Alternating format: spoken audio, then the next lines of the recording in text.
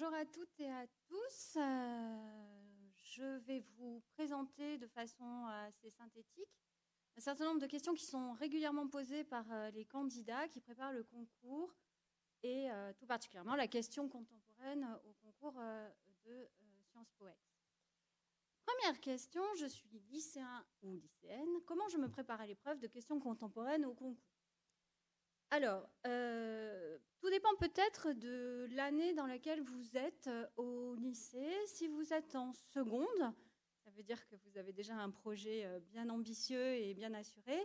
Et donc, vous avez intérêt en fait à faire un travail de fond concernant la culture générale et la question contemporaine, c'est-à-dire vous tenir au courant de l'actualité en lisant régulièrement ou, je dirais de façon épisodique, mais de façon hebdomadaire au moins, peut-être un quotidien ou en suivant l'actualité par le biais du net. Le deuxième point que vous pouvez faire, évidemment, c'est à partir des enseignements de seconde, notamment d'histoire, de littérature et de langue, de géographie, d'économie, d'essayer d'aller toujours un petit peu plus loin que ce qui vous est proposé, complété par le biais de livres, par le biais d'articles de journaux ou d'articles sur le net, de telle façon à vous préparer intellectuellement à une préparation plus intensive, mais aussi plus ciblée à partir de la première. Donc, vous tenir au courant de l'actualité et on va dire affiner et approfondir votre culture générale. Peut-être aussi, et ça, il va falloir le faire aussi en première, voir à quoi ressemblent les épreuves de concours, consulter les annales, voir les bonnes copies, parce que ce sont des bons exemples pour justement s'approprier en fait l'exercice, voir comment il est composé, comment on structure une introduction, comment on prépare un sujet. En première, les choses deviennent un petit peu plus sérieuses, puisqu'on a à peu près une grosse année devant soi. Et donc là aussi, vous allez continuer ce travail de fond. Mais à ce moment-là, il y aura au moins une des deux thématiques qui seront proposées au concours qui restera la même. C'est-à-dire que, par exemple, si je prends cette année, il y a la Révolution et le secret. Le secret était déjà tombé les années précédentes. Donc, stratégiquement, si vous êtes en première, vous avez intérêt, vous savez que la Révolution tombera l'année suivante. Donc, vous pouvez travailler le premier thème. Ce qui fait qu'en terminale, quand le deuxième thème nouveau sortira, vous n'aurez plus qu'à, je dirais, à la fois réviser le premier thème et, pour le coup, découvrir le second. Donc, je dirais, on commence par préparer le thème qui va demeurer sur l'année suivante, en faisant des recherches, en faisant un travail de définition, en cherchant des articles et surtout en faisant le répertoire de tout ce qu'on fait au lycée. Donc, l'idée, c'est qu'il y ait une sorte de continuité entre l'épreuve du concours des IEP et le bac, le travail que vous avez fait dans le cadre du lycée. Il n'y a pas de rupture, il y a une continuité, un approfondissement. Et donc, notamment, vous préparez bien votre bac français parce que les textes qui vont être mis au programme du bac français seront utilisables dans le cadre des dissertations. Et puis surtout, vous allez commencer à faire des dissertations, c'est-à-dire qu'il va falloir trouver des sujets sur le net ou dans le cadre d'ouvrages sur les deux thèmes, ou en tout cas sur le premier thème sur lequel vous allez travailler, de telle façon à commencer à faire des dissertations, dans un premier temps en temps libre à la maison, et puis dans un deuxième temps, notamment quand vous serez en terminale, troisième étape, dans les 3 heures qui sont celles prévues pour le concours. Vous êtes en terminale, le deuxième thème est tombé, normalement vous avez préparé le premier. Si vous êtes en terminale et que vous découvrez votre passion pour Sciences Po, il faudra aller un peu plus vite et travailler davantage pour préparer ces deux thèmes, c'est-à-dire les étudier, connaître leur dimension contemporaine, leur dimension d'histoire des idées. Et comme en terminale, vous êtes à la fois en histoire, en littérature et surtout vous découvrez la philo, vous allez pouvoir exploiter en fait la philosophie, les textes que vous faites, les thématiques, en les mettant en lien avec les thèmes de culture générale qui sont proposés. Et surtout, il faut faire des devoirs. Si on veut se préparer au concours, il faut faire des épreuves, il faut écrire, il faut rédiger en temps limité, il faut bâtir des plans de telle façon à être le moins possible surpris par le jour J. Deuxième question, quelle lecture puis-je faire? J'ai déjà un petit peu répondu aux questions. Alors, deux peut-être thématiques. Une première thématique qui est le suivi de l'actualité. Donc, soit vous le suivez par le net, soit vous le suivez par des versions papier de journaux. En général, il est d'usage de conseiller Le Monde. Vous avez une revue qui est assez intéressante et qui est hebdomadaire, qui s'appelle Le 1, qui ne traite pas, qui traite d'un sujet d'actualité, mais qui le traite selon des points de vue et des regards différents. Et donc, chaque semaine, une question d'actualité est traitée. C'est particulièrement intéressant. Ça vous prépare aussi à l'entrée générale dans la dynamique et l'esprit de Sciences Po. Voilà, moi, je vous conseille de lire cette revue régulièrement. Sinon, chaque semaine, du moins, au moins 2-3 fois par mois, on va dire, selon vos centres d'intérêt. Donc, des lectures qui vous mettent tout simplement au fait de l'actualité et que vous allez mettre en lien avec les thématiques qui vous sont proposées. Le deuxième point, vous allez faire peut-être des lectures plus générales, c'est-à-dire il y a dans le commerce des collections qui se sont spécialisées et qui permettent en fait de préparer la question contemporaine au concours des IEP et qui vous font des cours généraux sur les deux thématiques. En l'occurrence, par exemple, cette année, la Révolution et le secret sont traités chez Collin, chez Ellipse. Donc, elles sont toutes bonnes, ces collections. Donc, moi, je vous conseille d'en acquérir une et de ficher ce qui est dit dans ces ouvrages, de telle façon à avoir un cours général et à essayer de le compléter avec toutes les implications possibles que vous avez avec tous les cours que vous avez au lycée. Voilà pour les lectures. Quelle revue, quel site puis-je consulter? Alors, l'avantage des revues et des sites, c'est que contrairement aux livres, ça prend peut-être moins de temps à être lu et à être fiché. Et c'est peut-être plus compatible avec le reste de vos études, parce qu'il faut avoir ce bac, il faut continuer à travailler, je dirais, dans votre cursus scolaire. Et c'est vrai qu'une des difficultés majeures de la préparation au concours de Sciences Po, c'est de rendre compatible, en fait, à côté, à la fois vos études, toutes les questions qui sont liées à votre orientation, à Parcoursup, et de préparer ce concours. Donc, je vous l'ai dit, le meilleur moyen de préparer un concours, c'est de se mettre en jeu, c'est-à-dire de lire des annales, de voir comment est fait un sujet de dissertation et d'essayer d'en faire le plus possible, soit en faisant corriger par des enseignants qui, dans le cadre du lycée, acceptent de le faire, soit en trouvant des proches autour de vous ou éventuellement en vous inscrivant dans le cadre de prépa si vous le jugez utile. Alors, il y a des revues qui peuvent vous aider parce que précisément les articles sont plus courts à lire, ils peuvent être lus, je dirais, en fin d'après-midi, en fin de journée ou tout simplement être insérés dans le cadre de votre travail plus global. Je vous en conseille deux essentiellement. La première s'appelle L'Éléphant, c'est la revue de culture générale qui paraît depuis plus de 5 ans. Je vais peut-être me tromper, je me demande si ce n'est pas 8. Donc la revue de culture générale qui s'appelle L'Éléphant traite de sujets à la fois d'actualité, avec des cartes, avec des infographies, avec des articles qui sont écrits à la fois par des journalistes, des universitaires, mais qui ont le désir de transmettre leurs connaissances et leurs passions, et qui traite effectivement à la fois de l'actualité, mais aussi de thèmes généraux, de grands écrivains, de questions scientifiques, littéraires, géopolitiques, historiques. Donc je dirais qu'elle est à consulter de façon régulière et utile. Une deuxième revue qui s'appelle Sciences humaines, et que vous allez trouver en kiosque, qui paraît là aussi, alors cette fois-ci tous les mois, et qui traite là aussi plus d'un angle sociologique, qui fera un peu moins d'histoire, mais qui va traiter de grandes thématiques qui concernent l'éducation, le corps, singulièrement la Révolution, ou par exemple des thématiques politiques comme la démocratie. Le dernière revue en question, d'ailleurs au passage, est un numéro spécial 30 ans, qui s'appelle Le bascule du monde et qui traite des grandes idées qui ont bouleversé en fait la société contemporaine. Or, le sujet de questions contemporaines met en jeu en fait va vérifier si vous êtes capable de comprendre quels sont les grands changements qui sont intervenus dans ce qu'on appelle la dernière génération ou la société hyper moderne. Tous les sujets qui vous vont être proposés permettent à la fois de vérifier votre connaissance de l'actualité, ce qui se passe au quotidien, ou on va dire dans l'année ou dans la décennie, mais viendront aussi vérifier votre capacité à cerner les grands bouleversements intellectuels, scientifiques, économiques, politiques qui concernent la génération ou qui concernent en fait ce début du XXIe siècle. Donc, deux revues à consulter. Pour les sites, bon, vous en avez énormément selon vos centres d'intérêt. Bon, voilà, vous cherchez Révolution, Secret, vous aurez sans doute des dissertations, des articles utiles.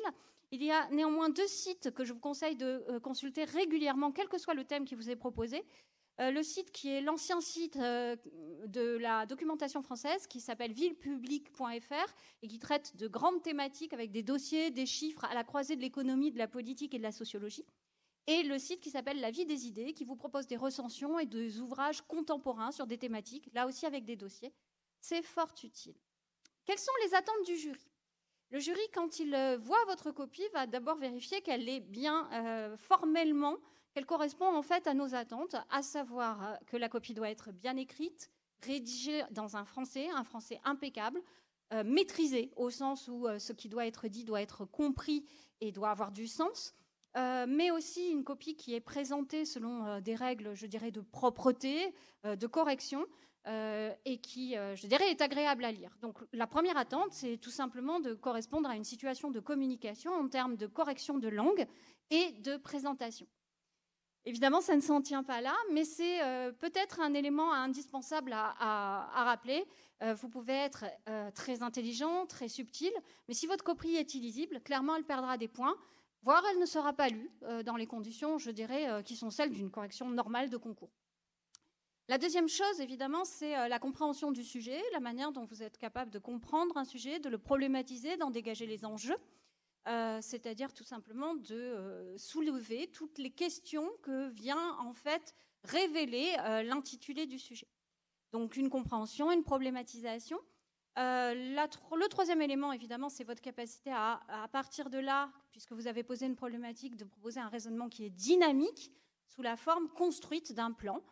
Ce plan peut être en 2 ou 3 parties, on y reviendra. Il faut savoir simplement que sur les bancs de l'IEP de Sciences Po Aix, on vous engagera, une fois que vous serez rentré en tant que lauréat, à composer en culture générale des plans en 2 parties, en 2 sous-parties. Donc un plan qui est composé, qui a un raisonnement et qui suppose de répondre à la question, ou au moins de montrer qu'elle n'est pas bien posée, si vous jugez que l'intitulé du sujet est lacunaire ou qu'il ne pose pas exactement la question dans les bons termes. Donc un raisonnement, mais aussi évidemment une capacité à l'intérieur de votre plan et de ce raisonnement de mobiliser des connaissances précises sur les thèmes, mais aussi évidemment sur la culture en général, sur l'histoire des idées, sur l'actualité. Une des principales caractéristiques de la question contemporaine est la transversalité, c'est-à-dire la possibilité de puiser pour argumenter et défendre vos thèses dans des domaines qui sont extrêmement variés, qui vont de l'économie à la science politique, à la philosophie, la littérature, les arts, la politique, les relations internationales. Donc vous pouvez croiser, et c'est même recommandé, les domaines, ça s'appelle la culture générale, les domaines de référence, de telle façon à argumenter le mieux possible vos thèses. Donc des connaissances à la fois sur le thème, mais aussi des connaissances plus générales. Le sujet qu'on vous proposera mettra en jeu le thème, évidemment, mais en général, il met aussi en jeu une autre notion, un autre concept qu'il ne faudra évidemment pas oublier d'interroger. Voilà pour l'essentiel des attentes du jury. Le devoir doit-il comporter 2 ou 3 parties? J'ai déjà un petit peu anticipé sur cette question. Au lycée, on vous apprend à faire et à composer des devoirs en général en 3 parties, notamment en philosophie ou en histoire, et ça n'est évidemment absolument pas rédhibitoire pour entrer à Sciences Po. Néanmoins, je viendrai proposer 2 nuances à ce que j'affirme. La première, c'est ce que je disais tout à l'heure, c'est qu'on attend à l'intérieur de Sciences Po à ce que vous soyez capable, au moins à l'issue de la première année, de composer un devoir en 2 parties et 2 sous-parties, ce qui revient en fait à faire un raisonnement en 4 idées qu'on va relier de façon logique. Il n'est peut-être pas forcément inutile, il est peut-être même bon de suggérer au jury, quand vous faites votre copie, que vous avez déjà, je dirais, d'une certaine manière, cette formation d'esprit et ce mode de réflexion qui est le propre, finalement, de l'établissement et de l'institution dans laquelle vous voulez entrer. La deuxième chose, c'est que 2 ou 3 parties, ça n'est qu'un chiffre, hein, et c'est finalement relativement artificiel. Ce qui compte, c'est un raisonnement dynamique, dialectique, et clairement, si votre plan en 2 parties, je dirais, se compose uniquement entre une thèse et une antithèse, il y a de fortes chances pour qu'il n'y ait pas justement cette dynamique de raisonnement, c'est-à-dire que l'antithèse vienne détruire cette première partie que vous avez développée. Donc, en fait, ce que nous attendons, c'est tout simplement un raisonnement qui progresse d'une étape à une autre et qui vienne répondre à la question qui vous a été posée. Le plan doit-il être apparent? C'est possible. Dans un certain nombre de concours que vous passerez quand vous sortirez de Sciences Po, si vous avez le plaisir ou la chance ou le bonheur d'y rentrer, je vous le souhaite, dans un certain nombre de concours, je pense en particulier au concours de la magistrature, de l'ONM, vous aurez une question contemporaine avec une épreuve de 5 heures cette fois-ci, et il est conseillé de faire un plan apparent. Donc je dirais que là, pour entrer à Sciences Po, le fait d'avoir un plan apparent ou non n'est pas une obligation, En revanche, ce qui est obligatoire, c'est que ce plan, s'il est apparent, ne doit pas se substituer au raisonnement. C'est-à-dire que ce n'est pas parce que vous mettez un grand A ou un grand B que, en fait, on vous empêche, ou en tout cas, il est nécessaire que vous fassiez un raisonnement. C'est-à-dire que ce qu'on appelle des chapeaux, c'est-à-dire qu'il faut qu'il y ait une petite phrase qui, en début de chaque partie, et ensuite il y aura des transitions, qui viennent expliquer en fait quels sont les grands axes de votre réflexion et quelles sont les grandes lignes de votre raisonnement. Donc le plan peut être apparent, mais quoi qu'il arrive, il faut expliquer ce plan et bien mettre en valeur le raisonnement. Là, le caractère apparent du plan relève d'une mise en valeur du raisonnement, mais ne peut pas s'y substituer. Quelle est la longueur moyenne d'une bonne copie? Alors, vous allez me dire, c'est pas au poids, comme on dit. Sans doute à raison. Ce que je peux vous dire, c'est qu'en général, les bonnes copies qui sont faites en 3 heures dépassent la première copie double. Donc la moyenne, c'est entre une copie double et 2 copies doubles. Alors on sait bien qu'en 3 heures, vous ne pourrez pas forcément atteindre la longueur classique de la dissertation de culture générale que vous ferez quand vous serez sur les bancs de Sciences Po, puisque là, l'épreuve est en 5 heures, et donc en général, les copies font entre 2 et 3 copies doubles. Mais clairement, il faut que vous ayez l'espace pour développer vos arguments, vos exemples, et pour que vous ayez tout simplement le temps de développer votre pensée. Alors évidemment, après, il y a des configurations particulières, la grosseur de l'écriture, bien entendu, la présentation, mais aussi le style. Il y a des personnes qui ont un style très dense, très incisif, très précis, et qui font en général des copies excellentes, mais plus courtes. D'autres personnes ont besoin de plus de place, mais aussi de plus de temps pour développer leurs idées. Je dirais que globalement, la moyenne, c'est de dépasser la copie double pour avoir juste le temps de faire un raisonnement qui soit dynamique et qui ne se limite pas à quelques paragraphes. Faut-il faire une conclusion? Oui, absolument. Elle doit être distinguée de la dernière section de votre développement. Et elle doit, en principe, à la fois éventuellement résumer, mais pas en reprenant les grandes étapes de votre raisonnement, résumer le point d'aboutissement en fait, de votre raisonnement. C'est-à-dire qu'il faut répondre à la question posée, ou en tout cas montrer que vous avez, à l'issue de votre raisonnement, donné une réponse à la problématique que vous avez posée. Et il est d'usage de faire ce qu'on appelle une ouverture, c'est-à-dire proposer une idée nouvelle ou, je dirais, une projection, un événement, un élément d'actualité qui vient non pas renouveler radicalement votre sujet, mais vient rajouter une idée que vous n'avez pas eu le temps de développer ou qui était un petit peu périphérique et que vous voulez, je dirais, développer finalement ou en tout cas mentionner pour tout simplement, ce qui est le cas par exemple à l'oral, engager la discussion avec un jury. Quel type d'exemples ou de références sont-ils à privilégier et faut-il des citations? En fait, on vous demande d'être le plus précis dans les connaissances que vous mettez en œuvre. Donc, quoi qu'il arrive, toute idée, tout argument théorique doit être illustré par des connaissances. Ces connaissances doivent être diversifiées, c'est-à-dire qu'elles doivent puiser, je vous le disais tout à l'heure, dans des domaines qui sont extrêmement variés. C'est ce qu'on appelle la transversalité, c'est, je dirais, la force de la culture générale, c'est d'être capable de argumenter en puisant dans des domaines qui sont différents, qui vont de l'économie à l'art, je vous le disais, à la littérature, au cinéma, à la sociologie. Et donc, ces exemples doivent être le plus précis possible en termes de date, de référence, d'auteur, éventuellement de citation. Donc, la citation n'est pas obligatoire, elle fait partie dans la tradition rhétorique d'arguments de persuasion, de figures qui sont des figures jugées élégantes. Donc il ne faut pas apprendre des citations par cœur et les coller de façon artificielle, mais c'est vrai que si une citation vous permet de mieux exprimer ou de façon plus élégante ou plus percutante une idée que vous avez, elle sera toujours bien venue si elle est encore une fois exploitée, expliquée et qu'elle est faite à bon escient, c'est-à-dire qu'elle s'inscrit vraiment dans votre raisonnement. Comment organiser son temps le jour J? Vous avez donc 3 heures. Techniquement, quoi qu'il arrive, vous devez diviser en fait l'exercice en 2.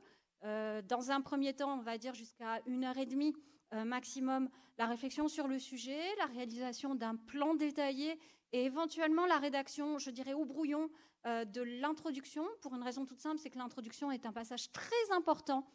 C'est votre rencontre avec le jury. C'est l'endroit où vous montrez que vous avez compris le sujet, que vous êtes capable de le problématiser, que vous annoncez votre plan. C'est la rencontre avec une écriture et donc avec une personnalité. Donc elle est très importante et à mon avis, elle nécessite peut-être un travail au brouillon ce qui évidemment ne sera pas le cas pour le reste. Donc, il faudra improviser à partir de votre plan détaillé pour le reste du développement. Donc je dirais 1h30 pour faire la compréhension du sujet, le travail de préparation, le plan et, on va dire, la rédaction et le fait de recopier l'introduction, et 1h30 pour la rédaction. Évidemment, ça s'adapte selon votre lenteur ou votre rapidité de capacité à écrire, et surtout la relecture, c'est absolument indispensable. La relecture de votre travail, vous pourrez gagner à perdre 2 à 3 points en oubliant des fautes, en n'écrivant pas sur des choses que vous avez effacées, etc. Tout ça, c'est des signes, je dirais, d'une maîtrise de l'exercice jusqu'au bout. Donc, je vous en supplie, prenez un petit quart d'heure pour vous relire. Je vous assure qu'il sera peut-être infiniment plus rentable que la dernière demi-heure que vous avez passée à rédiger. Voilà, je vous souhaite bonne chance et bon courage pour cette préparation de l'épreuve de questions contemporaines.